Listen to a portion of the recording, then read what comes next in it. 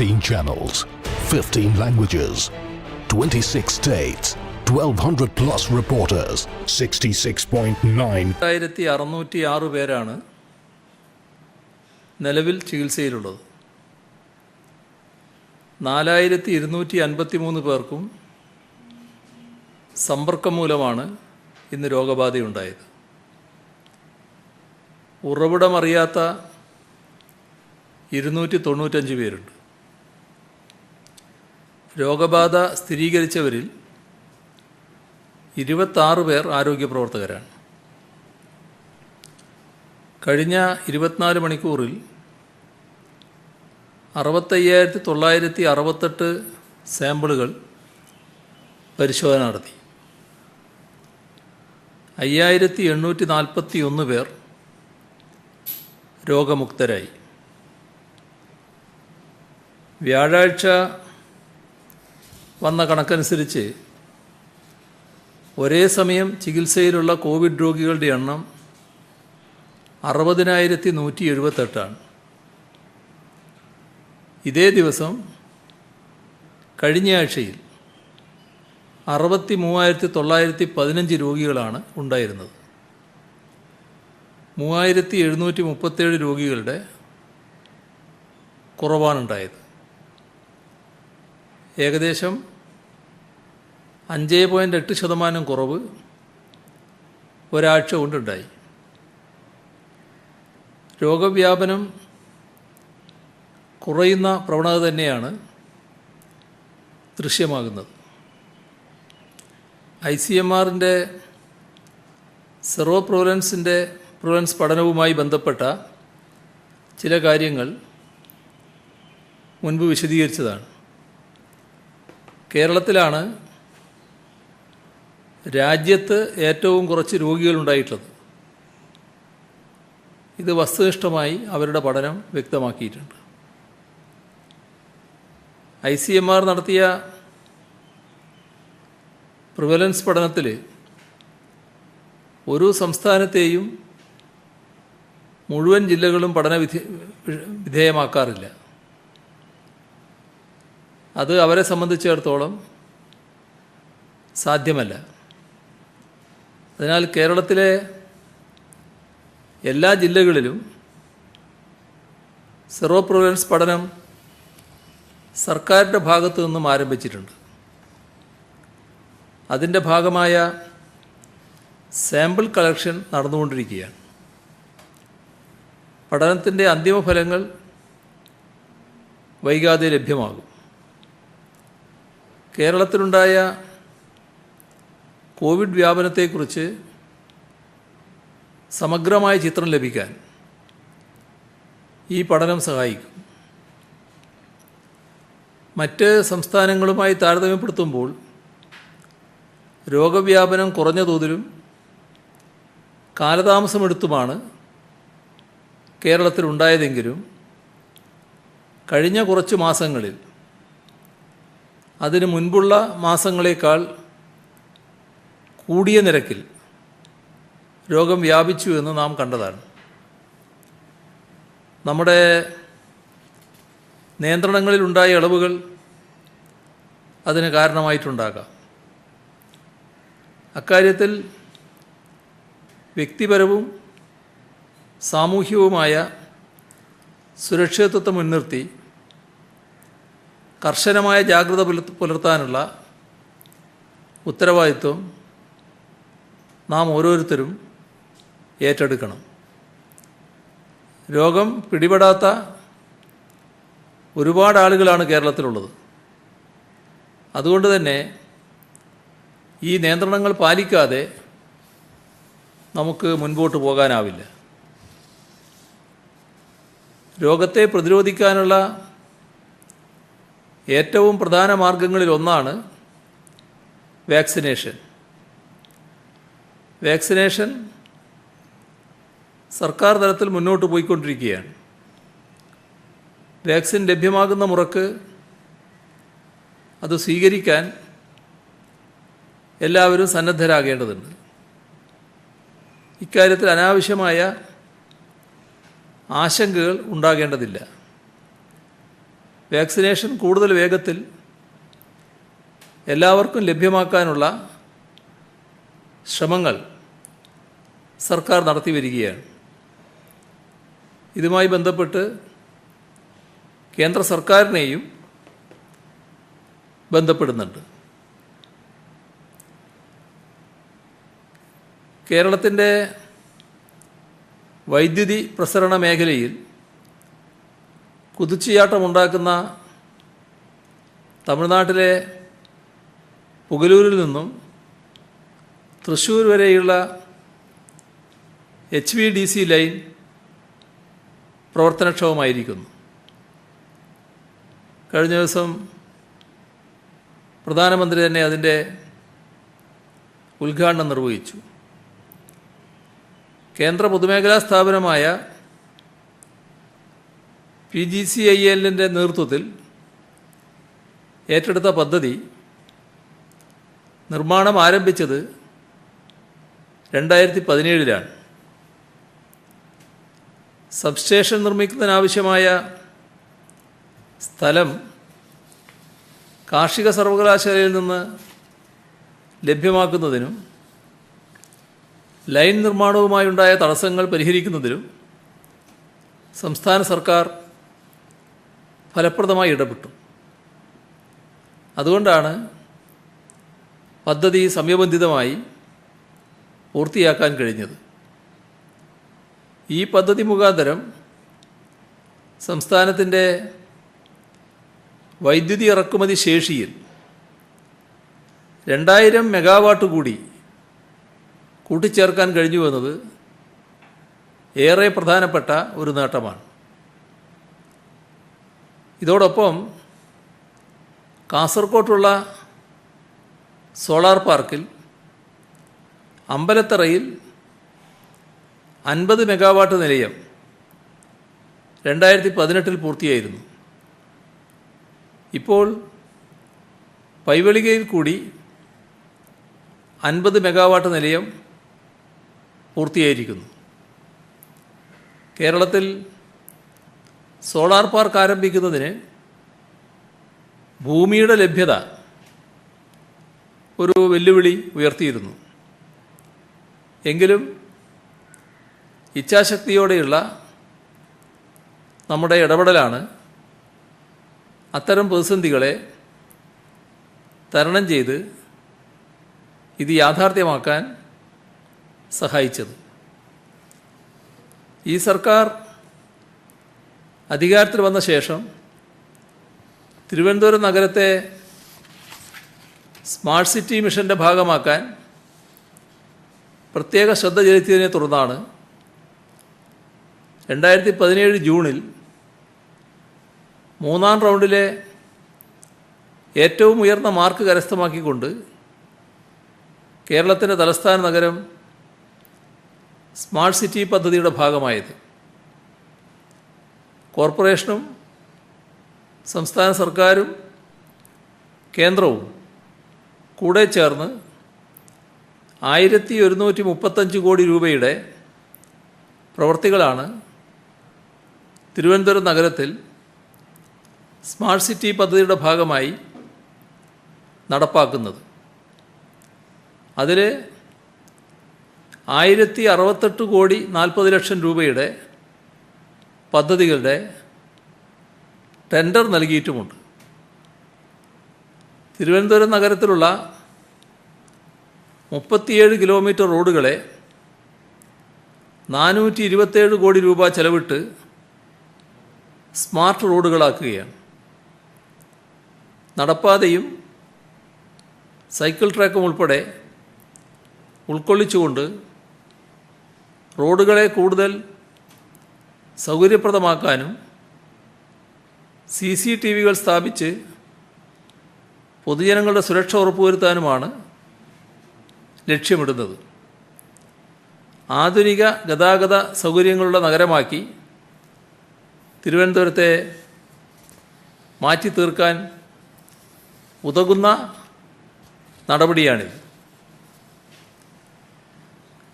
Digital സാങ്കേതിക രംഗത്ത്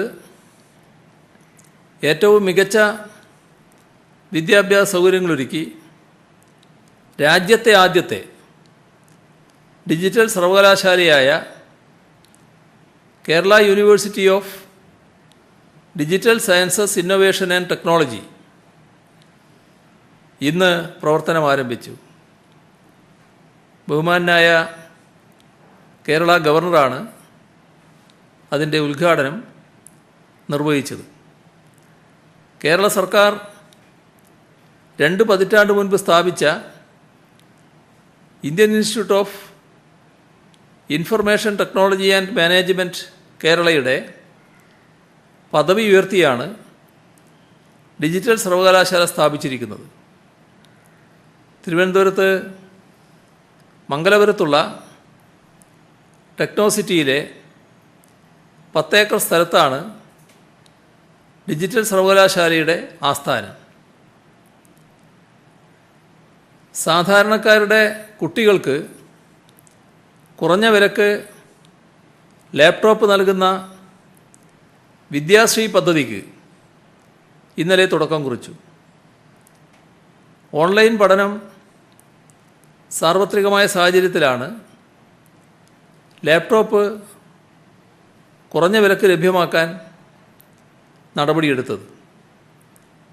Kerala state financial enterprises ആരംഭിച്ച വിദ്യാശ്രീ ചിട്ടിയിൽ ചേരുന്ന കുടുംബശ്രീ അംഗങ്ങൾക്ക് തിരിച്ചടവിൻ്റെ 3-ാം മാസം ലാപ്ടോപ്പ് നൽകും.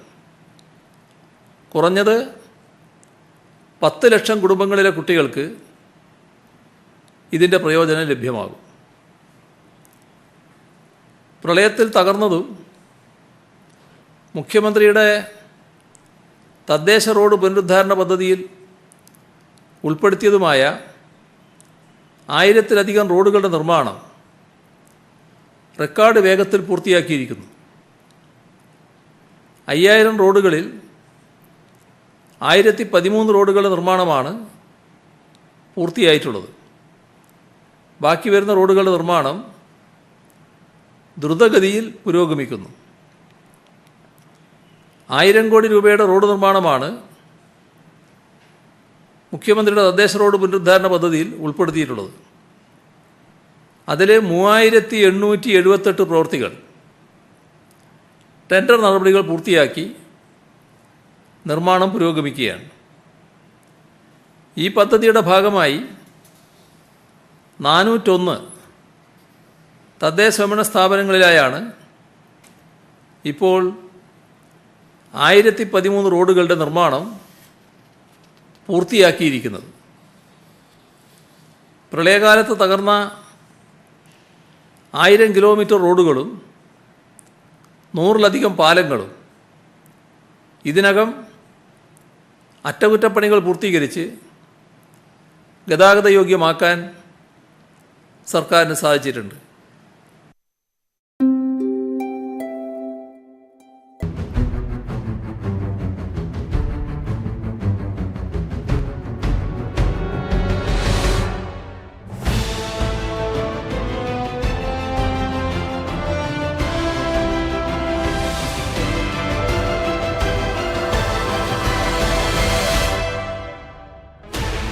Sixteen channels, 15 languages, 26 states, 1200 plus reporters, 66.9 crore viewers. India's largest news network, News 18 Network.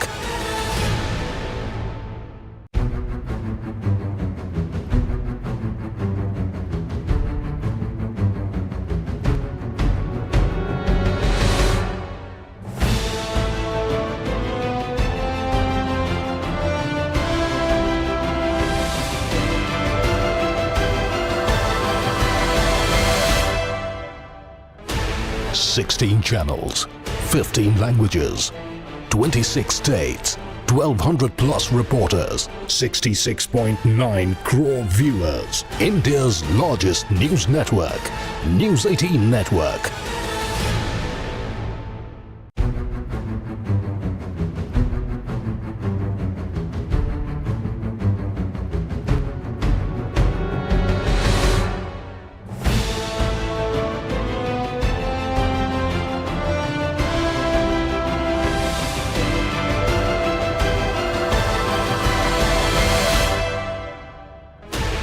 16 channels, 15 languages, 26 states, 1200 plus reporters, 66.9 crore viewers. India's largest news network, News 18 Network.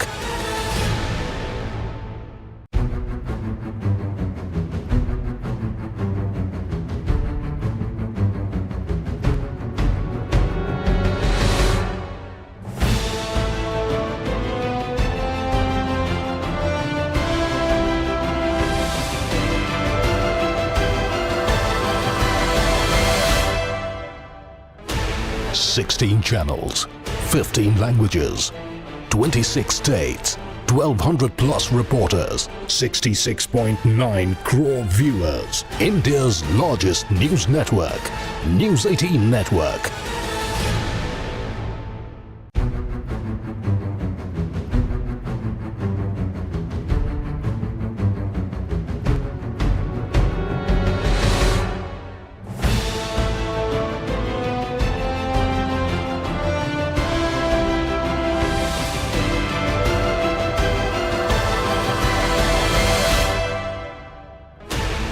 Sixteen channels, 15 languages, 26 states, 1200 plus reporters, 66.9 crore viewers. India's largest news network, News 18 Network.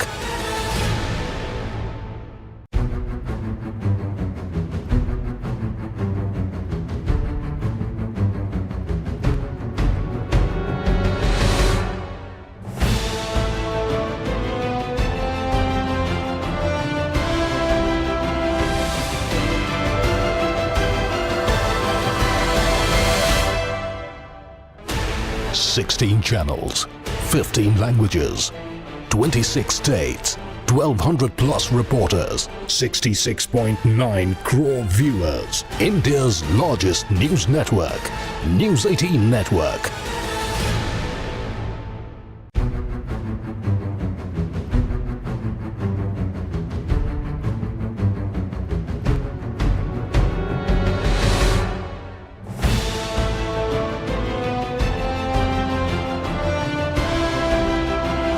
മൂന്ന് ഗഡു DA 2021 March മാസം നൽകും.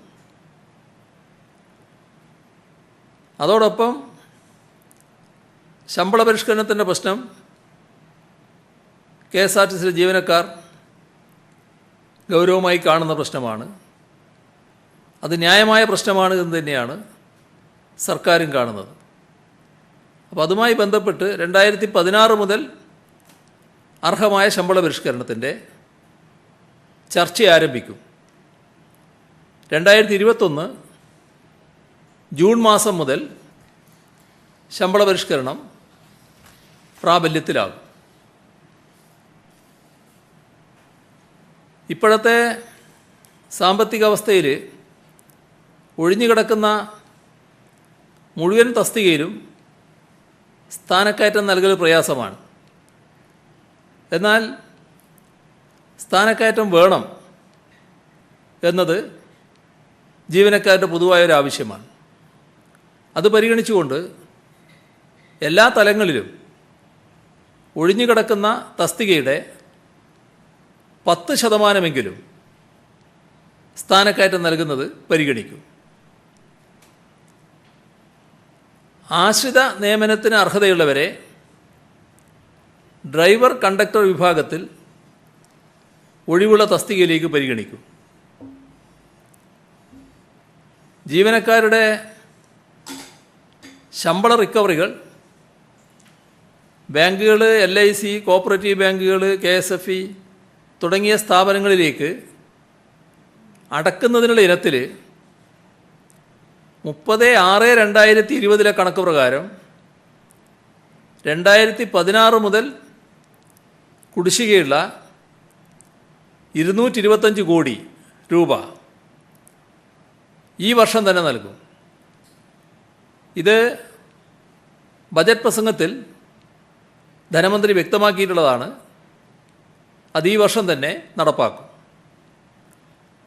അതേപോലെ തന്നെ സർക്കാർ ഇതുവരെ വായ്പയായി നൽകിയ 3,197,13,00,000 രൂപ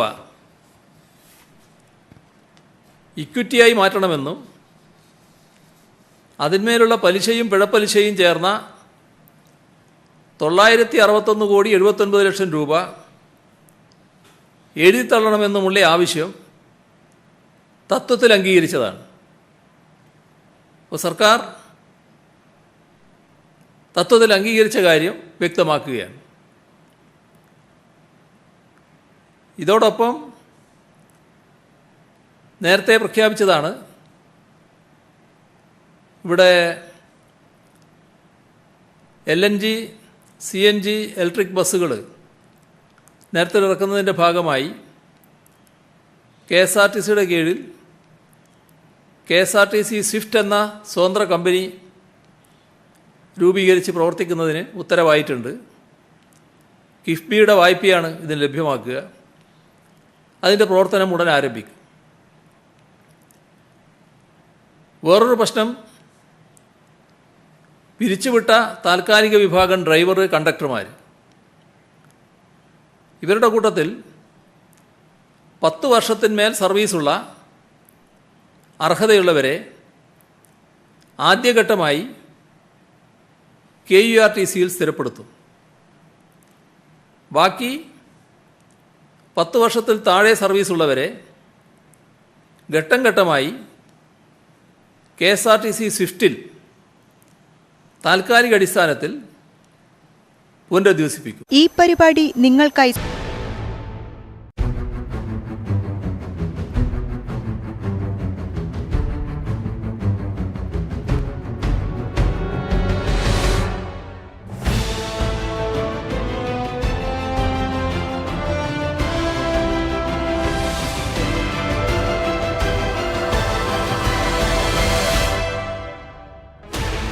$16 channels, 15 languages, 26 states, 1,200 plus reporters, 66.9 crore viewers. India's largest news network, News 18 Network.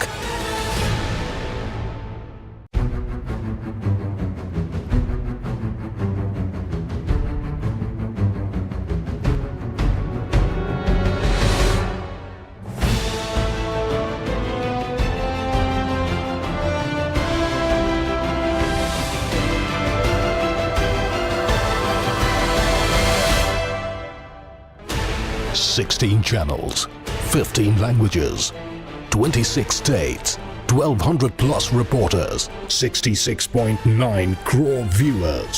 India's largest news network, News 18 Network.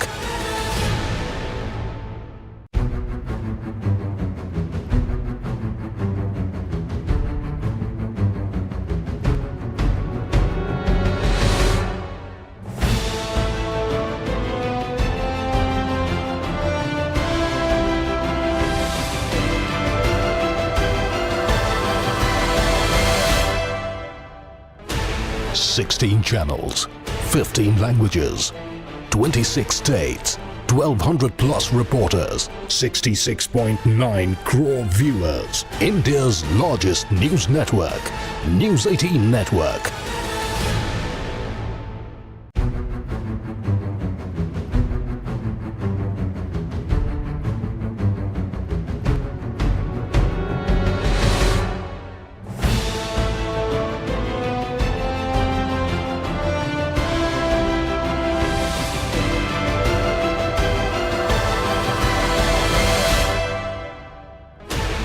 $16 channels, 15 languages, 26 states, 1,200 plus reporters, 66.9 crore viewers. India's largest news network, News 18 Network.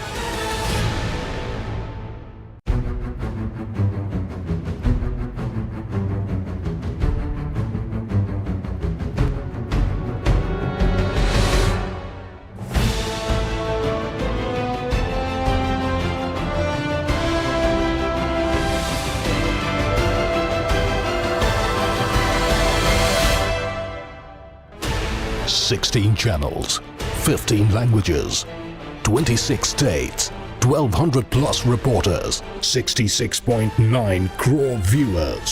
India's largest news network, News 18 Network.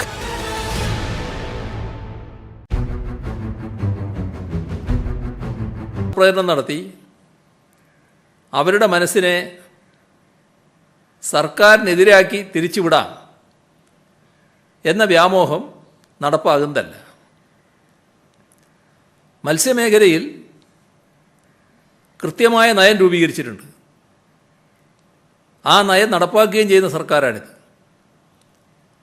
2019 ജനുവരിയിലാണ് fisheries നയം നടപ്പാക്കുന്നത്. അതിൽ ആഴക്കടൽ മത്സ്യബന്ധനവുമായി ബന്ധപ്പെട്ട് വ്യക്തമായ നിലപാടുകൾ പറഞ്ഞിട്ടുണ്ട്. അത് നേരത്തെ വ്യക്തമാക്കിയിട്ടുള്ളതാണ്. ഒന്ന് പറഞ്ഞത്, വിദേശ ട്രോളറുകൾക്കോ തദ്ദേശീയ കോർപ്പറേറ്റുകളുടെ യാനങ്ങൾക്കോ ആഴക്കടൽ മത്സ്യബന്ധനം നടത്താനുള്ള അനുവാദം നൽകാതിരിക്കാനും ഇന്ത്യയുടെ സമുദ്ര അതിർത്തിയിൽ അവയെ പ്രവേശിപ്പിക്കാതിരിക്കാനും ആവശ്യമായ നടപടികൾ സ്വീകരിക്കാൻ കേന്ദ്ര ഗവൺമെൻറ്റിൽ സമ്മർദ്ദം ചെലുത്തും. കാരണം കേന്ദ്ര ഗവൺമെൻറ്റാണ് അത്തരം കാര്യങ്ങളിൽ തീരുമാനമെടുത്തിട്ടുള്ളത് നേരത്തെ. അപ്പോൾ അത് ഇവിടെ ഉണ്ടാകാൻ പാടില്ല. അപ്പോൾ അതുണ്ടാകാതിരിക്കുന്നതിന് കേന്ദ്ര ഗവൺമെൻറ്റിൽ സമ്മർദ്ദം ചെലുത്തും. രണ്ടാമതായി പറഞ്ഞത്, സംസ്ഥാനത്തിൻ്റെ തീരക്കടലിൽ യന്ത്രവൽകൃത മത്സ്യബന്ധന യാനങ്ങൾക്ക് നിയന്ത്രണം ഫലപ്രദമായി നടപ്പാക്കും. എന്നാൽ കാലഹരണപ്പെടുന്ന യാനങ്ങൾക്ക് പകരമായി പുതിയ യാനങ്ങൾക്കുള്ള അനുമതി പരമ്പരാഗത മത്സ്യത്തൊഴിലാളികൾക്ക് മാത്രം നൽകും. ഇതാണ് സർക്കാരിൻ്റെ നയം. അപ്പോൾ പരമ്പരാഗത മത്സ്യത്തൊഴിലാളികളുടെ സംരക്ഷണത്തിന് ഉതകുന്നൊരു നയമാണിത്. ഇതുമായി ബന്ധപ്പെട്ട് ഇനി പുതിയ യാനങ്ങൾ വേണ്ടി വരുന്നുണ്ടെങ്കിൽ അത് പരമ്പരാഗത മത്സ്യത്തൊഴിലാളികൾക്ക് മാത്രമാണ് നൽകുക എന്ന് നയത്തിൽ വ്യക്തമാക്കിയിട്ടുണ്ട്. ഇതോടൊപ്പം അതേ നയത്തിൽ പരമ്പരാഗത മത്സ്യത്തൊഴിലാളികളുടെ സംരക്ഷണത്തിനായി സ്വീകരിച്ച നിലപാടുകളും വ്യക്തമാക്കുന്നുണ്ട്. ഇപ്പോൾ മത്സ്യത്തൊഴിലാളികൾ പിടിക്കുന്ന മത്സ്യത്തിൻ്റെ വില നിശ്ചയിക്കുന്നതിനും സ്വതന്ത്രമായി വിൽപ്പനയിൽ ഏർപ്പെടുന്നതിനുമുള്ള അവകാശം അവർക്ക് ഉറപ്പുവരുത്തും. അത് മത്സ്യത്തൊഴിലാളിയെ കണ്ടുകൊണ്ടുള്ള നയമാണ്.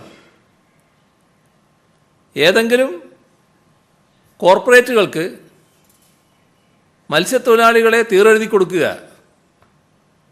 എന്ന നയം കൊണ്ടുവന്നത് ആരാണെന്ന് പ്രതിപക്ഷ നേതാവിന് ഓർമ്മയില്ലേ? മറന്നുപോകാനിടയില്ല. അദ്ദേഹത്തിൻ്റെ പാർട്ടിയാണ് ആ നയം നേരത്തെ കൊണ്ടുവന്നത്. കോൺഗ്രസ് നേതാവ് നരസിംഹറാവു ആയിരുന്നു അന്നത്തെ പ്രധാനമന്ത്രി. ആ ഘട്ടത്തിലാണ് ആഴക്കടലിൽ നിന്ന് മത്സ്യസമ്പത്ത് അരിച്ചെടുത്ത് കൊണ്ടുപോകാൻ പറ്റുന്ന വിദേശ ഭീമന്മാർക്ക് അവസരം നൽകിയത്. അതിനെതിരെ പോരാടിയ പാരമ്പര്യമാണ് ഈ സർക്കാരിനെ നയിക്കുന്നത്. മത്സ്യത്തൊഴിലാളികളുടെ അവകാശങ്ങൾക്കായി എക്കാലവും വിട്ടുവീഴ്ചയില്ലാതെ പോരാടിയ ചരിത്രമുള്ള, ഇന്നും ആ പോരാട്ടം തുടരുന്ന രാഷ്ട്രീയമാണ് ഈ സർക്കാരിൻ്റെ നയങ്ങളെ സ്വാധീനിക്കുന്നത്. മത്സ്യബന്ധനത്തിനായി ആഴക്കടൽ വിദേശ കുത്തകകളുടെ ലാഭക്കൊതിക്ക് തുറന്നുകൊടുത്ത കോൺഗ്രസിൻ്റെ നയമല്ല ഈ സർക്കാരിൻ്റേത്. ഇത്രയും കാലത്തെ പ്രവർത്തനം ഇത് അർത്ഥശങ്കക്കിടമില്ലാതെ തെളിയിച്ചതുമാണ്. വിദേശ ട്രോളറുകൾക്കോ തദ്ദേശീയ കോർപ്പറേറ്റുകളുടെ ട്രോളറുകൾക്കോ ആഴക്കടൽ മത്സ്യബന്ധനം നടത്തുന്നതിന് അനുമതി പത്രം നൽകേണ്ടത് കേന്ദ്ര സർക്കാരാണ്. കേരള സർക്കാരിൻ്റെയും മത്സ്യത്തൊഴിലാളി സംഘടനകളുടെയും നിരന്തരമായ എതിർപ്പിനെ തുടർന്ന് 2017 കേന്ദ്ര സമുദ്ര മത്സ്യബന്ധന നയത്തിൽ ആഴക്കടൽ മത്സ്യബന്ധനത്തിന് വിദേശ സ്വദേശ കമ്പനികൾക്ക് നൽകി വന്നിരുന്ന അനുമതി പത്രം നിർത്തലാക്കുമെന്ന് കേന്ദ്ര സർക്കാരിന് പ്രഖ്യാപിക്കേണ്ടി വന്നു. സംസ്ഥാന സർക്കാരിൻ്റെ ആഴക്കടൽ മത്സ്യബന്ധനത്തോടുള്ള നിലപാട് ഇതിൽ നിന്നും വ്യക്തമാണ്. പരമ്പരാഗത മത്സ്യബന്ധനത്തിന് ഉതകുന്ന ആഴക്കടൽ മത്സ്യബന്ധനം മത്സ്യത്തൊഴിലാളികളെ മത്സ്യബന്ധന ആഴക്കടൽ യാനങ്ങളുടെ ഉടമസ്ഥരാക്കി പ്രോത്സാഹിപ്പിക്കുകയാണ്. മത്സ്യബന്ധനത്തിന് പോകാൻ തയ്യാറാകുന്ന മത്സ്യത്തൊഴിലാളികളെ ഈ ആഴക്കടൽ യാനങ്ങളുടെ ഉടമസ്ഥരാക്കി പ്രോത്സാഹിപ്പിക്കുന്നൊരു നയമാണ് സംസ്ഥാന ഫിഷറീസ് നയത്തിൻ്റെ മറ്റൊരു പ്രധാന ലക്ഷ്യം. അതിലൊരു കോർപ്പറേറ്റിന് സ്ഥാനമില്ല. ഇവിടെ ദേശീയമായതോ വിദേശമായിട്ടുള്ളതോ ആയ കോർപ്പറേറ്റുകൾക്ക് സ്ഥാനമില്ല. ആഴക്കടൽ മത്സ്യബന്ധനത്തിന് വിദേശീയ തദ്ദേശീയ കോർപ്പറേറ്റുകളെയോ കമ്പനികളെയോ കേരള തീരത്ത് അനുവദിക്കുകയില്ല എന്ന സംസ്ഥാന ഫിഷറീസ് നയത്തിലെ സുവ്യക്തമായ നിലപാടിൽ നിന്നും വ്യതിചലിച്ച് ഒരു പദ്ധതിക്കും അനുമതി നൽകില്ല. ഇത് LDF സർക്കാരിൻ്റെ പൊതുവായ നയമാണ്, കൃത്യമായ ഉറപ്പാണ്. അതിൽ നിന്ന് ഒരിഞ്ച് പിന്നോട്ട് പോകുന്ന സർക്കാരല്ല ഇത്. അതുകൊണ്ട് സർക്കാർ മത്സ്യത്തൊഴിലാളികൾക്കെതിരാണ് എന്ന പുകമറ സൃഷ്ടിച്ച് എന്തെങ്കിലും തെരഞ്ഞെടുപ്പ് നേട്ടം ഉണ്ടാക്കാം എന്ന വ്യാമോഹം ആർക്കും വേണ്ടതില്ല. ഇതാണ് അതുമായി ബന്ധപ്പെട്ട് വ്യക്തമാക്കാനുള്ളത്. നമ്മുടെ സംസ്ഥാനത്തെ അർദ്ധസൈനിക വിഭാഗങ്ങളായ CRPF, BSF, CISF, ITBP, SSB എന്നീ സേനാവിഭാഗങ്ങളിൽ നിന്ന് വിരമിച്ച ഭടന്മാർക്കും ഭടന്മാരുടെ ഭാര്യമാർക്കും വിധവകൾക്കും വസ്തുനികുതി ഒഴിവാക്കി നൽകാൻ തീരുമാനിച്ചിട്ടുണ്ട്. 2000 ചതുരശ്രടി വരെ തറ വിസ്തീർണമുള്ള കെട്ടിടങ്ങൾക്കാണ് ആനുകൂല്യം ലഭിക്കുക. ഇത്രയും വിവരങ്ങളാണ് ഇന്ന് കൈമാറാനുള്ളത്.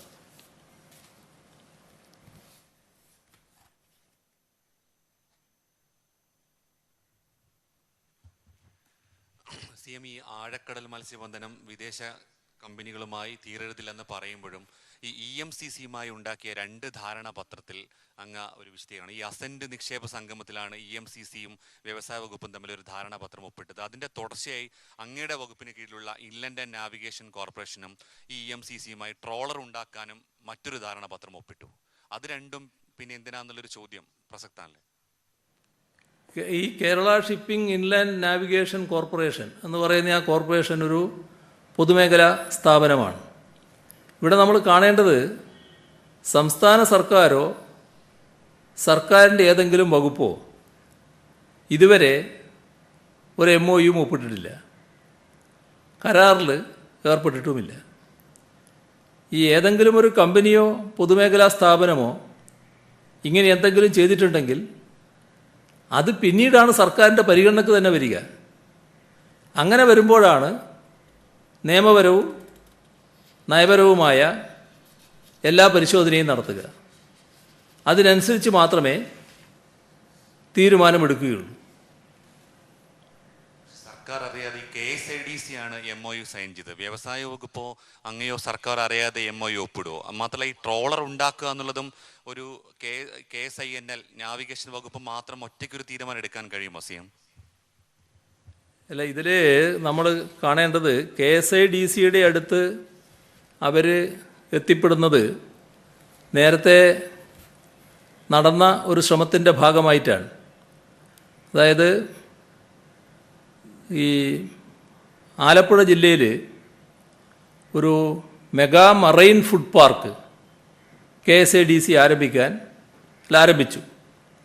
അതിൽ സമുദ്രോൽപ്പന്ന സംഭരണവും സംസ്കരണവും കയറ്റുമതിയും ഒരു കുടക്കീഴിലാക്കാൻ ലക്ഷ്യമിട്ടുകൊണ്ടാണ് KSIDCയുടെ മേൽനോട്ടത്തിൽ ആലപ്പുഴയിലെ പള്ളിപ്പുറത്ത് ഇത്തരമൊരു ഫുഡ് പാർക്ക് ആരംഭിക്കുന്നത്.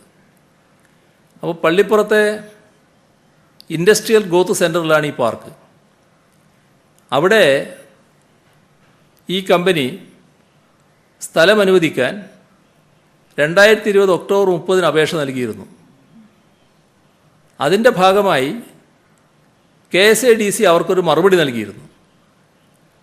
പക്ഷേ കമ്പനി ഇതുവരെ അവിടെ സ്ഥലം എടുക്കുകയോ അതുമായി ബന്ധപ്പെട്ട തുറ നടപടികളിലേക്ക് കടക്കുകയോ ചെയ്തിട്ടില്ല.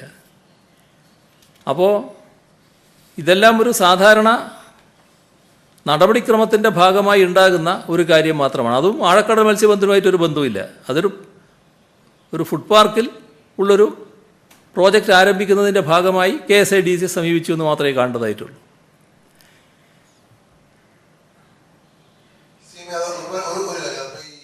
നമ്മുടെ ഈ കപ്പൽ നിർമ്മാണം, ട്രോളർ നിർമ്മാണത്തിന് ഈ കരാർ ഒപ്പിട്ടത് CMന്റെ കീഴിലുള്ള ഇൻലാൻഡ് ഷിപ്പിംഗ് കോർപ്പറേഷൻ. അപ്പോൾ അങ്ങനെ ഒരു കമ്പനിയുമായിട്ട് ആ കോർപ്പറേഷന് കരാർ ഒപ്പിടാൻ പറ്റുമോ?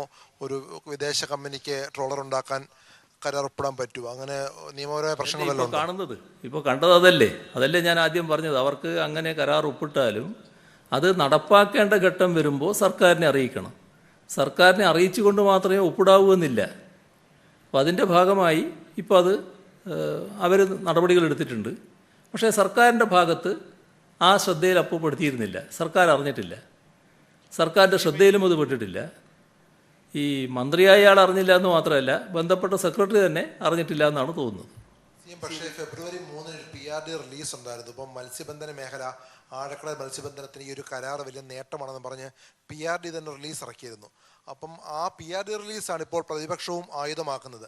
എങ്ങനെയാണ് സർക്കാർ അറിയാതെ ഇതൊരു നേട്ടമാണെന്ന രീതിയിൽ ഒരു PRD റിലീസ് വരുന്നതെന്ന്? ഇതിൽ സാധാരണഗതിയിൽ ഈ പ്രശ്നത്തിൽ ചില ദുരൂഹതകൾ കാണാനുണ്ട്. അത് നമ്മൾ മനസ്സിലാക്കി പോകുന്നത് നല്ലതാണ്. അതായത് 2021 ഈ ഫെബ്രുവരി 11 ഈ കമ്പനിയുടെ പ്രതിനിധികൾ ആണെന്ന് പറഞ്ഞുകൊണ്ട് 2 പേര് വ്യവസായ മന്ത്രിയുടെ ഓഫീസിലെത്തി ഫിഷറീസ് റിസർച്ച് ആൻഡ് ഡെവലപ്മെൻറ്റ് വിഷയത്തിൽ കേരള സർക്കാരുമായി സഹകരിക്കുന്നതിന് അസൻറ്റിൽ ധാരണാപത്രം ഒപ്പുവെച്ചിട്ടുണ്ട്. അതിന് മന്ത്രിസഭയുടെ അംഗീകാരം ലഭിക്കാനുള്ള നടപടിയെടുക്കണമെന്ന് ആവശ്യപ്പെടുന്നത്. അതൊരു നിവേദനമായിട്ടാണ് കൊടുത്തത്. ഇത് സാധാരണഗതിയിൽ ആ നിവേദനത്തിൻ്റെ മേലെയുള്ള നടപടി സ്വീകരിക്കാൻ വ്യവസായ വകുപ്പ് പ്രിൻസിപ്പൽ സെക്രട്ടറി കൈമാറുമല്ലോ മന്ത്രി. അതങ്ങനെ കൈമാറി. ഇവിടെ വ്യവസായ മന്ത്രിക്ക് നൽകിയ നിവേദനത്തിലെ ഉള്ളടക്കമാണ് എഗ്രിമെൻ്റ് എന്ന രീതിയിൽ ഇപ്പോൾ പ്രചരിപ്പിക്കപ്പെടുന്നത്. അപ്പോൾ അത് പ്രതിപക്ഷ നേതാവിൻ്റെ കയ്യിൽ എങ്ങനെ എത്തി? അതൊക്കെ അദ്ദേഹം തന്നെ വ്യക്തമാക്കേണ്ട കാര്യമാണ്. ഇതിനകത്തൊരു ഉദ്യോഗസ്ഥന്റെ പങ്കിൽ ചില സംശയങ്ങൾ ഫിഷറീസ് മന്ത്രി ഉന്നയിക്കുന്നുണ്ടായിരുന്നു. പ്രതിപക്ഷ നേതാവുമായി ബന്ധപ്പെട്ട് നേരത്തെ നിന്നൊരു ഉദ്യോഗസ്ഥന്റെ പങ്ക് CM അങ്ങനെ ഒരു സംശയം പങ്കുവെക്കുന്നുണ്ടോ? ഏതെങ്കിലും ഉദ്യോഗസ്ഥനാണോ ഇതിന് പിന്നിൽ എന്നൊരു സംശയമുണ്ടോ CMന്? എന്ന് ഞാൻ പറഞ്ഞില്ല. അത് ഫിഷറീസ് മന്ത്രി പറഞ്ഞിട്ടുണ്ടാകുക. നേരത്തെ അദ്ദേഹത്തിൻ്റെ പ്രൈവറ്റ് സെക്രട്ടറി ആയിരുന്ന ആളാണ് ഇപ്പോൾ ഇതിൻ്റെ തലപ്പത്തിരിക്കുന്നത്. അതായിരിക്കും ഫിഷറീസ് മന്ത്രി പറയാനിടയായിട്ടുള്ളത്. ഞാനത് പ്രത്യേക കുറ്റമായിട്ട് കാണുന്നില്ല. അത് ആ ഘട്ടത്തിൽ ആഭ്യന്തര മന്ത്രിയായിരിക്കുന്ന രമേശ് ചെന്നിത്തലയുടെ സെക്രട്ടറിയായിട്ട് അദ്ദേഹം പ്രവർത്തിച്ചിട്ടുണ്ടാവും. അതിനുശേഷം അദ്ദേഹം നമ്മുടെ കലക്ടറായിട്ട് പ്രവർത്തിച്ചിട്ടുണ്ട്. അതിനൊന്നും വേറെ പ്രശ്നങ്ങളില്ല. പക്ഷേ അദ്ദേഹം തീരുമാനമെടുത്തത് സർക്കാർ അറിഞ്ഞുകൊണ്ടല്ല. അതാണ് ഞാൻ വ്യക്തമാക്കിയത്. സിമി ഐശ്വര്യ കേരള യാത്ര കൊല്ലത്ത് വരുമ്പോഴാണ് ഈ ഒരു ആരോപണം ഉയർത്തുന്നത്. ഇപ്പോൾ കൊല്ലത്തിയായി ഐശ്വര്യ കേരള യാത്ര വരുമ്പോൾ ഈ ആരോപണം വരുന്നതിന് പിന്നിൽ എന്തെങ്കിലും ഗൂഢാലോചന സർക്കാർ സംശയിക്കുന്നുണ്ടോ? ഈ കമ്പനിയും പ്രതിപക്ഷവുമായി എന്തെങ്കിലും തരത്തിലുള്ള രഹസ്യധാരണ ഉണ്ടെന്ന് സർക്കാരിന് സംശയമുണ്ടോ? ഞാനൊരു കാര്യം പറഞ്ഞു, നിങ്ങൾക്ക് മനസ്സിലാകത്തക്ക രീതിയിൽ ഒരു കാര്യം ഞാൻ പറഞ്ഞു. വ്യവസായ മന്ത്രിക്ക് നൽകിയ നിവേദനത്തിൻ്റെ ഉള്ളടക്കം എങ്ങനെ പ്രതിപക്ഷ നേതാവിൻ്റെ കയ്യിൽ അതേ രൂപത്തിലെത്തി, എന്നിട്ട് അതാണ് എഗ്രിമെൻ്റ് എന്നുള്ള തരത്തിലാണ് ആരോപണം ഉന്നയിക്കുന്നത്. അപ്പോൾ അതുമായി ബന്ധപ്പെട്ട് എന്താണെന്ന് പിന്നീട് വ്യക്തമാകുമായിരിക്കും. മത്സ്യനയം ഇതാണെന്ന് അറിയാമെന്നിരിക്കെ അതുമായി ബന്ധപ്പെട്ട സ്ഥാപനം സർക്കാരിൻ്റെ നിലപാടിന് വിരുദ്ധമായി ഒരു MOU സൈൻ ചെയ്യാന്ന് പറഞ്ഞാൽ ആ സ്ഥാപനത്തിനൊരു ഗുരുതരമായ പിഴവ് പറ്റിയിട്ടില്ലേ? അതിലൊരു പരിശോധന ഉണ്ടാവും ആ തരത്തിൽ? ഈ ആഴക്കടൽ മത്സ്യബന്ധനത്തിൻ്റെ കാര്യത്തിലേക്ക് അവർ പോയിട്ടില്ല. ഇപ്പോൾ ഈ പറഞ്ഞ യാനങ്ങൾ നിർമ്മിച്ചു കൊടുക്കുന്നതിനാണ് ഇവർ കരാർ ഒപ്പിട്ടു എന്ന് പറയുന്നത്. അത് എന്താണ് ഉദ്ദേശിച്ചത്, എങ്ങനെയാണെന്നൊക്കെയുള്ള വിശദാംശങ്ങൾ ഇനി മനസ്സിലാക്കേണ്ടതാണ് ഇരിക്കുന്നത്. അത് മനസ്സിലാക്കും, എന്താണെന്ന് മനസ്സിലാക്കും.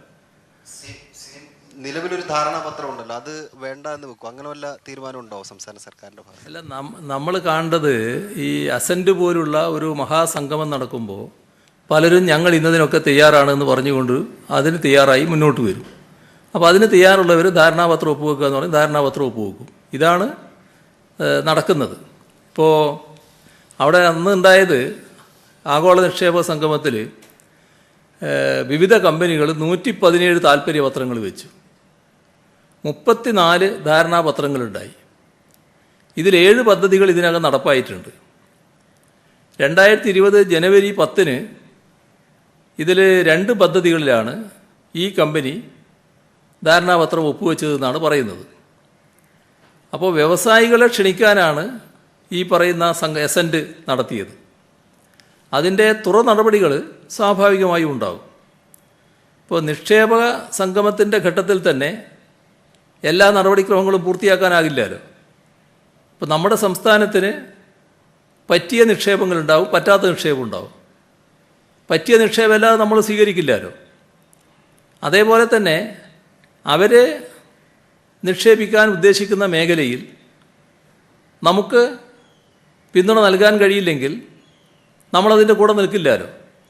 ഇപ്പോൾ ആഴക്കടൽ മത്സ്യബന്ധനം നമ്മളതിന് ഒരു വിദേശ കമ്പനിയെയും സ്വദേശ കമ്പനിയെയും കൊണ്ടുവരാൻ ഉദ്ദേശിക്കുന്നില്ല.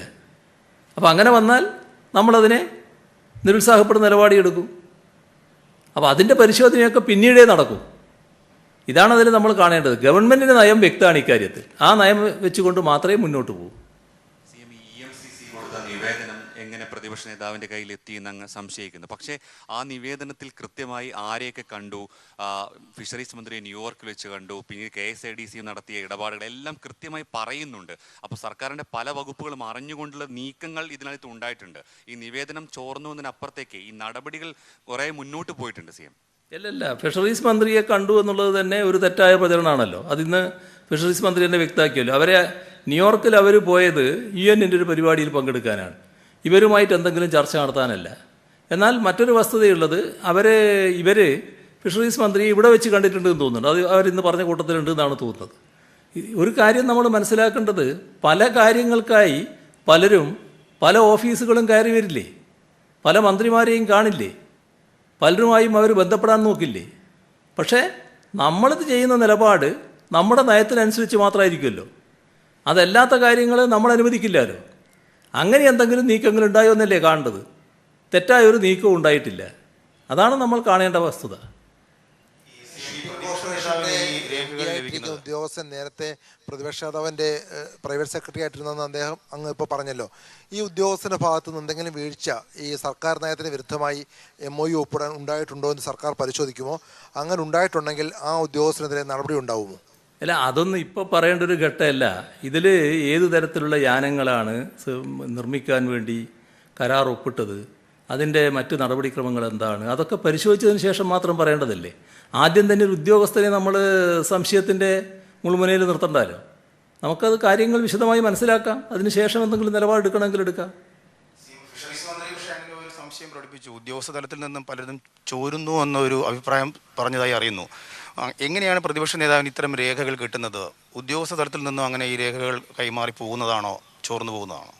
അത് ഏറ്റവും നന്നായിട്ട് നിങ്ങൾക്കല്ലേ അറിയാവുക ഏത് തലത്തിൽ നിന്നാണ് ഇത്തരം കാര്യങ്ങളൊക്കെ കിട്ടുന്നത്. ഞാനെല്ലാവരും അതിന് ഉത്തരം പറയേണ്ടത്. അങ്ങനെയല്ലാതെ സത്യമല്ലേ എന്നാണ് പറയുന്നത്. സർക്കാർ തലത്തിലുള്ള രേഖകൾ പോകുമ്പോൾ അത് പ്രതിപക്ഷ നേതാവിന് കിട്ടിയിരിക്കുന്നത് യഥാർത്ഥ രേഖകളല്ലേ? അല്ല, അതല്ലേ ഞാൻ പറഞ്ഞത്. നിങ്ങൾക്കത് സ്ഥാപിക്കാനാണ് താല്പര്യം, അതിന് ധൃതിയും നിങ്ങൾക്കുണ്ട്, അത് മനസ്സിലാകുന്നുണ്ട്. പക്ഷേ ഞാൻ പറഞ്ഞത് എന്താ, അത് നിങ്ങൾ മനസ്സിലാക്കുന്നേ ഇല്ലല്ലോ. വ്യവസായ മന്ത്രിക്ക് കൊടുത്ത നിവേദനത്തിലെ കാര്യങ്ങളാണ് ഇതിനകത്ത് ഉണ്ടായിട്ടുള്ളത്. മറ്റേതെങ്കിലും ഗവൺമെൻറ് രേഖയല്ല ഇതിൻ്റെ ഭാഗമായിട്ട് വന്നിട്ടുള്ളത്. അപ്പോൾ അത് നമ്മൾ കാണണ്ടേ. മുഖ്യ ഉപദേഷ്ടാവായ ഇ ശ്രീധരൻ കഴിഞ്ഞ ദിവസം BJP ചേരുമെന്ന് അദ്ദേഹം പ്രഖ്യാപിച്ചിട്ടുണ്ട്. ഇന്ന് അദ്ദേഹം ചില മാധ്യമങ്ങളോട് പറഞ്ഞത് വൻകിട പദ്ധതികൾക്ക് CM പല ഘട്ടങ്ങളിൽ എതിര് നിന്നിട്ടുണ്ട് എന്നാണ്. അതുപോലെ തന്നെ മുഖ്യമന്ത്രിയാവാൻ താല്പര്യമുണ്ടെന്നൊരു എന്നുകൂടി അദ്ദേഹം പറയുകയുണ്ടായി. CM അതിനോട് എങ്ങനെയാണ് പ്രതികരിക്കുന്നത്? അദ്ദേഹം ഒരു മഹാനായ വ്യക്തിയല്ലേ, വലിയ ടെക്നോക്രാറ്റ്, രാജ്യം പത്മശ്രീ നൽകി ആദരിച്ചയാൾ, ഏത് സ്ഥാനം വഹിക്കാനും യോഗ്യനല്ലേ. അദ്ദേഹത്തിൻ്റെ മോഹത്തിനനുസരിച്ച് കാര്യങ്ങൾ നടക്കട്ടെ. ഈ ഉദ്യോഗാർത്ഥികളുടെ കാര്യത്തിൽ ഉദ്യോഗസ്ഥ തലം ചർച്ച മാത്രമേ ഉള്ളൂ, മന്ത്രിമാരൊക്കെ ഒരു ചർച്ച ഇല്ലാത്തൊരു പ്രശ്നം. ചർച്ച നടക്കട്ടെ. ചർച്ച നടന്നാലല്ലേ അപ്പുറവും ഇപ്പുറവും വ്യക്തമാവുക എന്താണെന്നുള്ളത്. CM ഒരു കാര്യം, ഈ തെരഞ്ഞെടുപ്പാണ്, ഇപ്പോൾ ഒരു ആരോപണം സർക്കാരിന് മുന്നിൽ വന്നു. ഇപ്പം നേരത്തെ CM സൂചിപ്പിച്ച, അപ്പോൾ ആ ആരോപണത്തിൻ്റെ ഒരു പുകമറ നീക്കേണ്ട ഉത്തരവാദിത്വം സർക്കാരിന് കൂടിയില്ല. അപ്പോൾ സർക്കാർ അതിനകത്ത് എന്തെങ്കിലും ഇതിനകത്ത് വിവാദത്തിൽ ദുരൂഹതയുണ്ടെങ്കിൽ അതിൻ്റെ കാരണം കണ്ടെത്തുകയോ അല്ലെങ്കിൽ ഉദ്യോഗസ്ഥ തലത്തിൽ പ്രശ്നങ്ങളുണ്ടെങ്കിൽ അത് കണ്ടെത്തുകയോ ചെയ്യുമോ? നിങ്ങൾക്കിപ്പോൾ ആ ഉദ്യോഗസ്ഥനെതിരെ നടപടിയെടുക്കണമെന്ന് ഇപ്പം തന്നെ ഞാൻ പറയണമെന്നാണ് ഉദ്ദേശിക്കുന്നതെങ്കിൽ അത് ഞാൻ പറയുന്നില്ല. ഞാൻ പറഞ്ഞു അതെന്താണ് കാര്യങ്ങളെന്ന് മനസ്സിലായതിനു ശേഷം മാത്രമേ മറ്റ് നടപടികളിലേക്ക് നീങ്ങുമെന്ന്. അത് മനസ്സിലാക്കട്ടെ, അതിന് ശേഷം മാത്രമല്ലേ മറ്റ് നടപടികളിലേക്ക് നീങ്ങേണ്ടത്. ഇത്തരം ആരോപണങ്ങൾ ഉയരുന്നത് പ്രതിപക്ഷത്തിന്റെ വിഷയദാരിദ്ര്യം മൂലമാണോ അതോ ഗൂഢ ഉദ്ദേശത്തോടു കൂടിയുള്ള അടിസ്ഥാനരഹിതമായ ആക്ഷേപം ഉയർത്തി സർക്കാരിനെ പ്രതിക്കൂട്ടിലാക്കുക എന്നുള്ളതാണോ? ഇവിടെ ഈ ആരോപണത്തിന് പ്രത്യേകമായ ഉദ്ദേശമുണ്ട്. അതായത് ഈ കഴിഞ്ഞ തദ്ദേശ സ്വയംഭരണ സ്ഥാപന തിരഞ്ഞെടുപ്പൊക്കെ നോക്കിയാൽ കേരളത്തിൻ്റെ എല്ലാ തലങ്ങളും LDFനെ പിന്താങ്ങുകയാണ് ചെയ്തിട്ടുള്ളത്. അതിൽ തീരദേശമെന്നോ മലയോരമെന്നോ ഇടനാടെന്നോ എന്നുള്ള വ്യത്യാസമില്ല. എല്ലാ പ്രദേശങ്ങളും ഒരുപോലെ LDFനെ പിന്താങ്ങിയിട്ടുണ്ട്. നേരത്തെ LDFനോടൊപ്പമല്ലാതിരുന്ന ജനവിഭാഗങ്ങൾ അത് നല്ല രീതിയിൽ LDFനെ പിന്താങ്ങുന്ന മനോഭാവം സ്വീകരിച്ചിട്ടുണ്ട്. അതിൽ നമ്മുടെ സമൂഹത്തിലെ ഏറ്റവും പിന്നണിയിൽ കിടക്കുന്ന ജനവിഭാഗങ്ങളിൽ ഒന്നാണ് മത്സ്യത്തൊഴിലാളികൾ. ആ മത്സ്യത്തൊഴിലാളികളുടെ പ്രശ്നങ്ങൾ ഞങ്ങൾ ഈ തെരഞ്ഞെടുപ്പ് വരുമെന്ന് കണ്ടുകൊണ്ടല്ല, ഞങ്ങൾക്ക് എല്ലാറ്റിലും ഒരു വർഗപരമായ നിലപാടുണ്ട്. അതിൻ്റെ ഭാഗമായി തന്നെ ആ വിഭാഗത്തെ, അതുപോലുള്ള വിഭാഗത്തെ സഹായിക്കുക, പിന്താങ്ങുക എന്നത് അതിൽ പ്രതിജ്ഞാബദ്ധമായൊരു സമീപനമാണ് ഞങ്ങൾക്കുള്ളത്. അങ്ങനെ ഞങ്ങൾ കുറേ നടപടികൾ സ്വീകരിച്ചിട്ടുണ്ട്. ആ നടപടികൾ കേരളത്തിൽ മറ്റൊരു ഗവൺമെൻറ്റും സ്വീകരിക്കാത്ത നടപടിയാണ് എന്നവർ കാണുന്നുണ്ട്. അതിൻ്റെ ഭാഗമായുള്ള അനുകൂല മനോഭാവം വന്നിട്ടുണ്ട്. വലിയ തോതിലുള്ള LDF അനുകൂല ചിന്ത ഇത്തരം ജനവിഭാഗങ്ങളിലാകെ വന്നിട്ടുണ്ട്. അപ്പോൾ അതിനെ എങ്ങനെ അട്ടിമറിക്കാൻ പറ്റും? അപ്പോൾ നിങ്ങളെ ആകെ വിഷമത്തിലാക്കാൻ വേണ്ടി ഈ ആഴക്കടൽ മത്സ്യബന്ധനത്തിന് ഇവിടെ വിദേശ കമ്പനികളെ കൊണ്ടുവരാനുള്ള നടപടിയാണ് LDF സർക്കാർ സ്വീകരിച്ചത് എന്ന് ഒരു പ്രചരണം നടത്തുക, അതിന് നല്ല കൊഴുപ്പ് കൂട്ടുക. ഇതാണ് അതിൻ്റെ പിന്നിലുള്ള ഗൂഢോദ്ദേശം. അതാണ് ഞാൻ നേരത്തെ തന്നെ പറയുമ്പോൾ പറഞ്ഞത്, അതൊന്നും ഈ ജനവിഭാഗങ്ങളിൽ യേശുന്നതല്ല, ചിലവാകുന്നതല്ല. കാരണം അവരുടെ ജീവിതാനുഭവമാണ് കാര്യങ്ങൾ വിലയിരുത്തുന്നതിന് അവരെ പ്രേരിപ്പിക്കുന്നത്. ഏതെങ്കിലും ഒരു ദിവസം പൊട്ടിമുളച്ചു വരുന്ന പ്രചരണത്തിൽ കുടുങ്ങി ജീവിതാനുഭവങ്ങൾ മറന്നുപോകുമെന്ന് തെറ്റിദ്ധരിക്കേണ്ടതായിട്ടില്ല. അപ്പോൾ തെറ്റിദ്ധരിപ്പിക്കലാണ് ഉദ്ദേശം, ബോധപൂർവമാണത്. അത് കൃത്യമായി മനസ്സിലാക്കാൻ നമ്മുടെ നാട്ടിലെ ജനങ്ങൾക്ക് കഴിയും, ഈ ഇത്തരം ജനവിഭാഗങ്ങൾക്കെല്ലാം കഴിയും. ഗവൺമെൻറ് പറയാനുള്ളത് ഗവൺമെൻറ് വ്യക്തമാക്കുകയും ചെയ്യും. EMCCയുടെ കാര്യത്തിലും CM ഒരു ദുരൂഹത ഉണ്ടോ? ഇവർ പ്രവാസി മലയാളികൾ എന്ന് പറയുന്നു, അവരുടെ നടപടിയിൽ ഒരു സംശയം അങ്ങനെ തോന്നുന്നുണ്ടോ CMന്? ഇപ്പോൾ കഴിഞ്ഞല്ലോ, അവർ തന്ന നിവേദനത്തിലെ കാര്യങ്ങൾ എങ്ങനെ അങ്ങോട്ടെത്തി, അപ്പോൾ എന്തൊക്കെയോ ഉണ്ടെന്നാ, അത് വരട്ടെ, നമുക്ക് എല്ലാ കാര്യങ്ങളും പിന്നീടല്ലേ മനസ്സിലാക്കാൻ പറ്റും. ഈ ഒറ്റയടിക്ക് കാര്യങ്ങളാകെ ആദ്യം ഒരു ഊഹിച്ച് പറയാൻ പറ്റില്ലല്ലോ. സമരം തുടരാനാണ് ഉദ്യോഗാർത്ഥികൾ തീരുമാനിച്ചിരിക്കുന്നത്. സർക്കാർ അവർക്ക് വഴങ്ങി കൊടുത്തിട്ടില്ല, അല്ലെങ്കിൽ സർക്കാർ അവരെ കേട്ടില്ല എന്നാണോ? കേട്ടില്ല എന്നെങ്ങനെയാ പറയാ? സർക്കാർ വഴങ്ങിയില്ല എന്ന് വേണമെങ്കിൽ പറയാൻ പറ്റുമായിരിക്കും. ഇപ്പം ഈ തെരഞ്ഞെടുപ്പിന് ഈ ചർച്ചയ്ക്ക് ശേഷമാണോ അവർ തീരുമാനിച്ചത്? ഇപ്പോൾ എന്നവർ പ്രഖ്യാപിച്ചോ? അവരിപ്പോൾ പറഞ്ഞേക്കുന്ന പ്രധാനപ്പെട്ട കാര്യം, താൽക്കാലിക നിയമനം റദ്ദാക്കണമെന്നത് മുഖ്യമന്ത്രിയോട് പറയാമെന്ന് ഉദ്യോഗസ്ഥർ ഉറപ്പ് നൽകി. നല്ല ചർച്ചയായിരുന്നു. ഉത്തരവിറക്കണമെന്ന് ഈ ഉദ്യോഗസ്ഥരോട് ആവശ്യപ്പെട്ടു. കൃത്യമായ ഉത്തരവ് ലഭിച്ചാലേ സമരം പൂർണ്ണതയിലെത്തൂ, സമാധാനപരമായി സമരം തുടരും എന്നാണ് അവർ പറഞ്ഞേക്കുന്നത്. അതെ, സമാധാനപരമായി സമരം തുടരട്ടെ. സമരം എപ്പോഴും നമ്മുടെ നാട്ടിൽ വിവിധ വിഭാഗങ്ങൾ നടത്താറില്ലേ? പക്ഷേ അവരെ തന്നെ അനുഭവം ഉണ്ടല്ലോ ആ സമരത്തിൽ മറ്റൊരു രൂപം കണ്ടത്, ആ സമരത്തെ മറ്റൊരു തരത്തിലേക്ക് മാറ്റി തീർക്കാൻ ശ്രമിച്ചത്. അത് അവർ തന്നെ കണ്ടതാണല്ലോ. അവർ ഉദ്യോഗാർത്ഥികൾ ചില തെറ്റിദ്ധാരണകളിൽ കുടുങ്ങി സമരത്തിന് വന്നിരിക്കുന്നു. അങ്ങനെ ഞാനതിനെ കാണുന്നുള്ളൂ. അവർക്ക് ആ തെറ്റിദ്ധാരണ മാറാൻ കഴിഞ്ഞാലല്ലേ സമരം അവസാനിപ്പിക്കാൻ പറ്റൂ. അപ്പോൾ അതുമായി ബന്ധപ്പെട്ട് മറ്റു വിവരങ്ങൾ ഞാൻ സമ്പാദിക്കട്ടെ, ഇവർ സംസാരിച്ചവരിൽ നിന്ന് കിട്ടട്ടെ, എന്നിട്ട് അതിന് ശേഷം എന്താണെന്ന് ആലോചിക്കാം. അപ്പോൾ ശരി, നമുക്ക് അവസാനിപ്പിക്കാം.